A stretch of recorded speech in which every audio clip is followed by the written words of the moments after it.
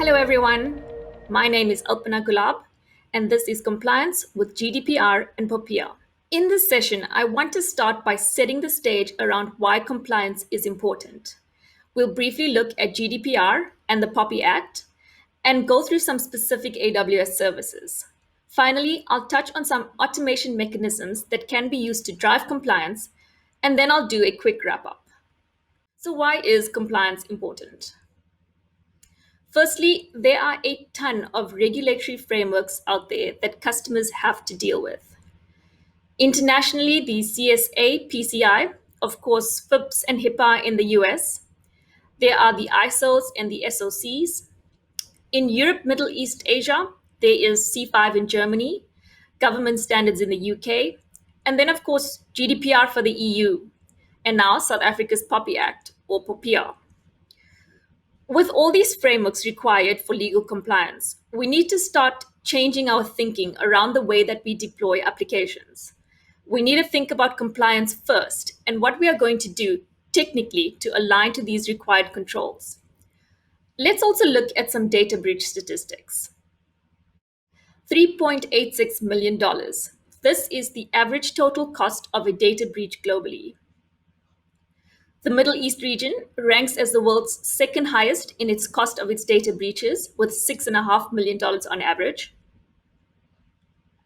And while South Africa has the greatest decrease in their total cost of data breaches from 2019 to 2020, the cost of an average data breach is still around $2 million or 34 million South African rands.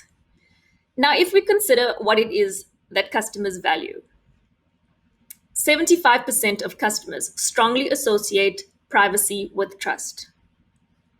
72% of customers would stop buying from a company or using their service due to privacy concerns. So we are going to look at the technical side of things, but I first want to get this message across so that everyone understands the context that we are talking about. It's not just about checking the compliance box. It's also about protecting information that is critically important to the people of your organization and to the life of your organization. The thing to recognize when starting on any compliance program is that you are a target, and addressing the fact that you are a target is not simply about putting up a shield and thinking that you are done. Compliance is a continuous process. You need checklists and dashboards that surface risks before they become breaches. You need measurable, repeatable processes that address the underlying risk to minimize the chance that your data will be breached. We're going to look at how to map those processes to some of the technical controls that AWS provides you to effectively align to a compliance program. So first up, let's talk about two specific compliance regulations, GDPR and POPIA. And then we'll dive deep into how we can implement AWS tooling for specific articles of those compliances. What is GDPR? GDPR stands for the General Data Protection Regulation. It is a significant EU data protection regulation, which is actually the harmonization of standards of the different EU member states. It introduces robust requirements for standards for data protection, security, and compliance across the EU. It has in fact been enforceable since May 25, 2018. And what would fall into scope in this section is that GDPR becomes relevant for organizations without an EU presence, but those who are targeting or monitoring EU individuals. So those who are processing data of European individuals. Then we have the Protection of Personal Information Act, or POPI Act. It can be thought of as South Africa's equivalent of the EU GDPR. The purpose of POPIA is to establish conditions that regulate the manner in which personal information may be processed. These conditions for the lawful processing of personal information are in line with international standards that prescribe the minimum threshold for the lawful processing of personal information. The POPI commencement date is 1 July 2020, which makes the deadline for organizations to comply 1 July 2021. Let's look at the primary concepts around data privacy for both GDPR and POPIA. Both regulations make considerations that data privacy extends from the entire data lifecycle, from acquiring data to destruction of data. So if we step through these 6 principles. First off, the acquisition of data. When data is first acquired, There must be a clear and legal basis for the use and processing of the data. Both GDPR and POPIA explicitly require that the usage of any data is restricted to its intended purpose. Privacy by design. This ensures the inclusion of policies, guidelines, and instructions related to data protection in the earliest stages of a project. Data transfer talks to the transfer of data across borders, which is prohibited by both GDPR and POPIA. For data transferred, certain criteria would need to be satisfied. Next, data analysis that's done that can potentially affect data subjects is also addressed by both GDPR and POPIA. The archiving of data. Both GDPR and POPIA allow for archival of data as long as consent applies. Finally, the right to be forgotten. This gives individuals the right to have certain personal data deleted so third parties can no longer trace them. So, who are the role players? Both GDPR and POPIA involve three parties. The data subject refers to the person to whom the information relates. The responsible party, or the controller, is the person who determines why and how to process the data. For example, companies, governments, or people. The processor, or the operator, is the person who processes the personal information on behalf of the responsible party. That could be AWS. So, as an example, if you are running an application or a database on AWS and collecting end user data, the end user data would be the data of the data subject, you would be the data controller, and AWS would be the processor. Both controllers and processors have obligations under GDPR and POPIA. If we then expand on this example, we again have the data subjects. But for example, there is a source application which is running on AWS. AWS is again the processor, and the source provider or the vendor is also the processor, because the data uploaded or stored in the source application is not managed by the source provider, but a company who is using the source application. In that case, that company is then the controller of the personal data of the data subject. Again, both the controllers and the two processors have obligations under GDPR and POPIA. So here we have the shared responsibility model, which I'm sure many of you have already seen. It explains which party is responsible for security for what area. AWS is responsible for the security of the cloud, and the customer is responsible for their security compliance in the cloud. So we are responsible for ensuring the data centers are secure. That is, the physical infrastructure, the networking, compute storage, and the databases are secure. The actual implementation of any security features in this area, for example, things like enabling data encryption or configuring network firewalls, is then the obligation of the customer. Compliance also is a shared responsibility. If we map this shared responsibility to key areas of your regulation, we can look at which area the controller is responsible for and which area the processor is responsible for. Legal compliance in general lies with both the controller and the processor. So AWS would offer a legal processing agreement addressing these legal requirements or updating their service terms with clauses. System security and data protection by design, this is a responsibility of both parties. And as I explained in the shared responsibility model, AWS ensures that the areas we are responsible for is secure. And for the areas that the controller is responsible, there are many tools that we offer. Next is records of processing activities. Both parties are responsible. Here you would need some monitoring and logging in place. Then encryption. Again, both parties are responsible and AWS has tooling available. The managing of data subject consent. This is the legal relationship between the controller and the data subject and is the responsibility of the controller. They would need to provide this information to the data subject and get some kind of consent or contract. Managing personal data deletion. This is the obligation of both the controller and the processor. The actual deletion happens on the processor. Finally, for both managing personal data portability and security of personal data, both are the obligation of the controller. So let's have a look now at how we would use AWS services to address compliance in a standard configuration. You've all seen this diagram before. So the VPC, multiple AZs, private and public subnets, with most of your compute resources accessible through your load balancer. On day one, compliance is great, but compliance drifts, and catching that drift proactively and operating on it and remediating it before it becomes a problem is critical. So the real magic is when we start to think about the supporting services that assure the compliance. One of the first services we can look at is CloudWatch. How do we use CloudWatch? It's great. It lets you know which CPUs are running high, what your network looks like, etc. What's more interesting about CloudWatch is CloudWatch logs. Here, you can push any type of logs, application logs, custom logs, and you can trigger automated workflows from that. So, for example, your application can push a CloudWatch alert every time there's a failed login attempt. One is okay, but 10 with the same username and password, that would be something you want to address. This scenario would then map directly back to certain controls. So with CloudWatch, you can sense and then respond to events not only in AWS, but also for your applications. Another service we can look at is the AWS Systems Manager service. This is the state you want to get to in a fully compliant environment where no one ever logs on to an EC2 instance.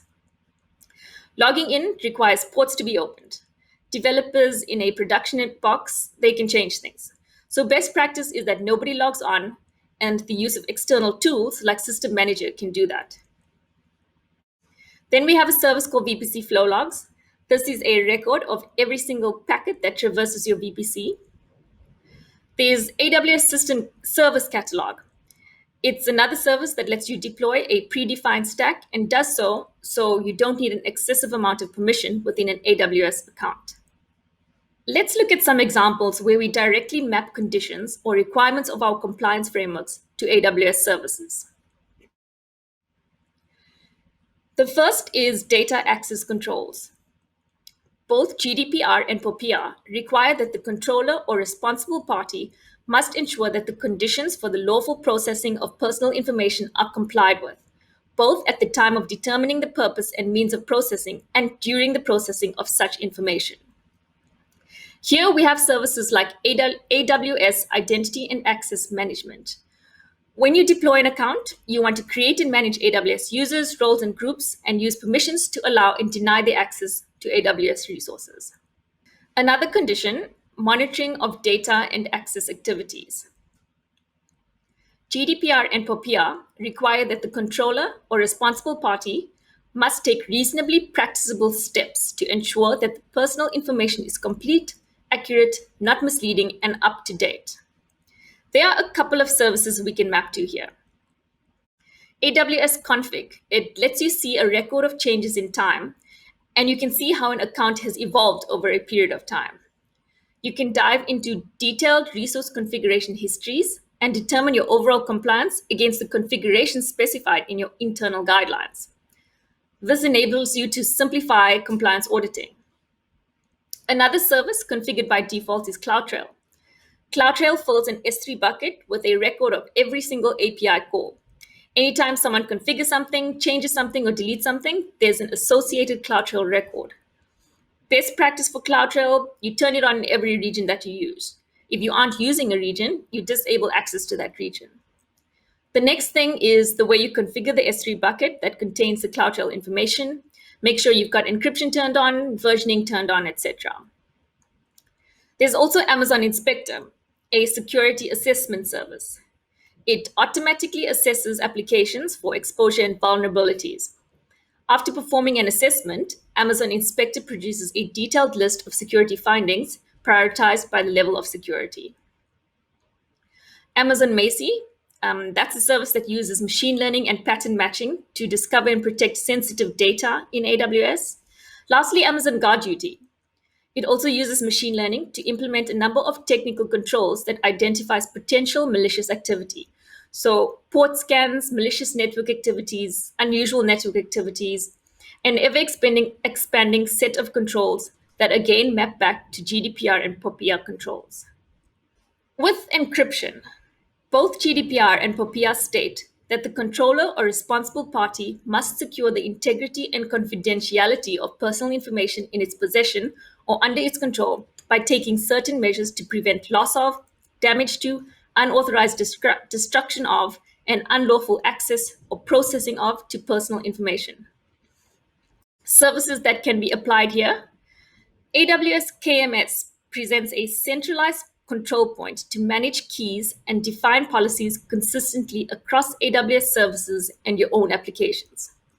There is a dedicated HSM in the cloud with AWS Cloud HSM. Also, there's AWS VPN solutions. You can establish a secure connection between your on-premise networks, your remote offices, client devices, and the AWS global network. To round up on this section, I want to mention the AWS well-architected framework, in particular the security pillar of the framework, which describes how to take advantage of cloud technology to protect data and systems. This is a bird's eye view of our AWS security services, aligned to the 5 epics of the security well-architected framework, which in itself tells a story.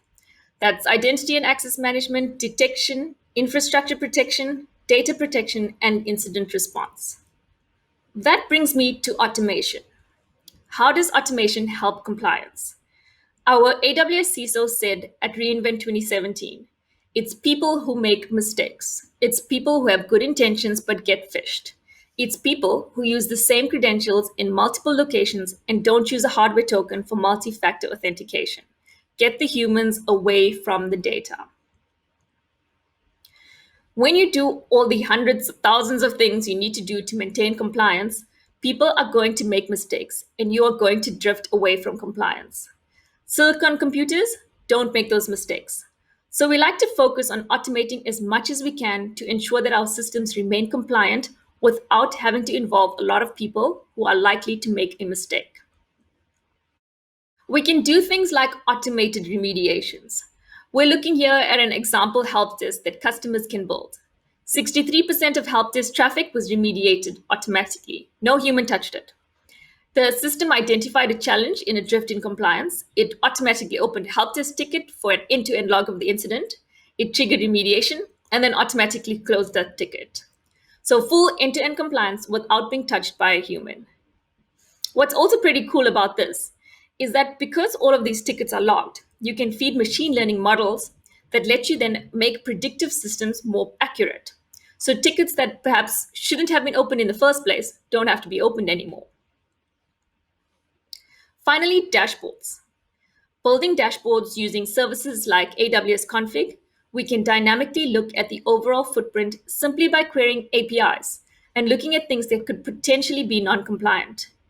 A critical piece here is that each of these controls will be mapped back to a specific regulation.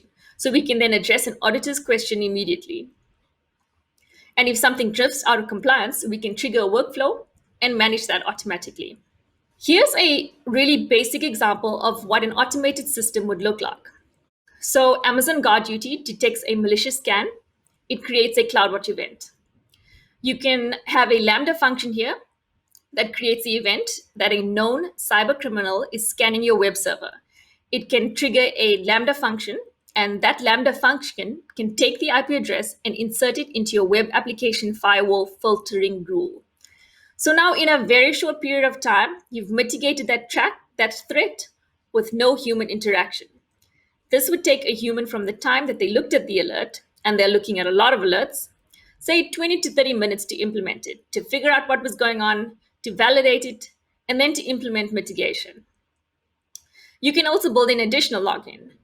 You can, if you see a number of IP addresses from the same subnet over a short period of time, just block the whole subnet. In addition, we can automate actions with partner solutions. Add it to your firewall, add it to a communications channel. So from a security operations perspective, one of the biggest challenges is when security operations teams makes a change to the environment to mitigate a threat. These sort of changes rarely make it back to the configuration change management database. So now security is making changes and we don't know what was changed and when. So instead, automate all of it. Automate the change management, updating configurations, automate communications, as much as you can to take humans out of it. And that's a wrap. So in summary, AWS is continuously monitoring the evolving privacy regulatory and legislative landscape to identify changes and determine what tools our customers might need to meet the compliance needs. As we discussed today, we are providing many tools and services to assist customers on their compliance journey. On our side as well, we've implemented a strong compliance network. We're also addressing the obligations to us as a data processor in data protection terms. And finally, we offer a partner network which can help with regulatory requirements. There are tools and services from our partners available on the AWS marketplace in different areas of compliance. These partners help to address requirements like data access control and monitoring and encryption. And lastly, our online resources. AWS white papers, the support center, and numerous blog posts are all available on the AWS website. And that concludes my talk. I hope this was an informational and helpful session, and thank you for joining.